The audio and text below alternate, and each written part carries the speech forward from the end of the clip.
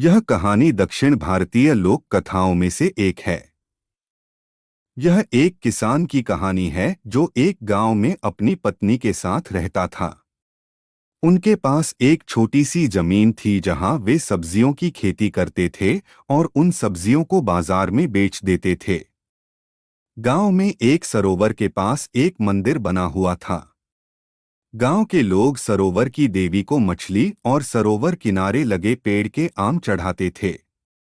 इसलिए सभी को अपने स्वार्थ के लिए पेड़ और झील का उपयोग करने की मनाही थी। एक दिन किसान मंदिर को पार कर रहा था और उसने देखा कि पेड़ से बहुत सारे रसीले आम लटके हुए हैं। उसने चारों ओर देखा और पाया कि आसपास कोई नहीं था। यह अच्छा अवसर पाकर उसने जल्दी से पेड़ से एक आम तोड़ा और उसे धोने के लिए सरोवर के किनारे चला गया। जैसे ही वह सरोवर में गया, उसने देखा कि कई मछलियां तैर रही हैं।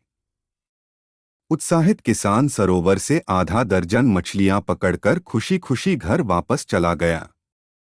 अपने घर पहुंचने पर उसने तुरंत अपनी पत्नी को मछलियां दी और उसे स्वादिष्ट भोजन बनाने को कहा। पर जब पत्नी ने मछली का पहला टुकड़ा खाया तो वह तुरंत बेहोश हो गई। जैसे ही वह बेहोश हुई, पीछे से एक आवाज आई। आवाज ने किसान से कहा कि उसे उसके लालच की सजा मिली है।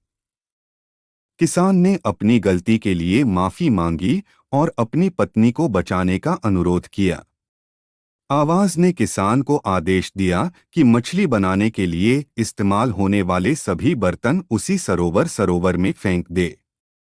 उसने वैसे ही किया और इस तरह उसकी पत्नी फिर से उठ खड़ी हुई।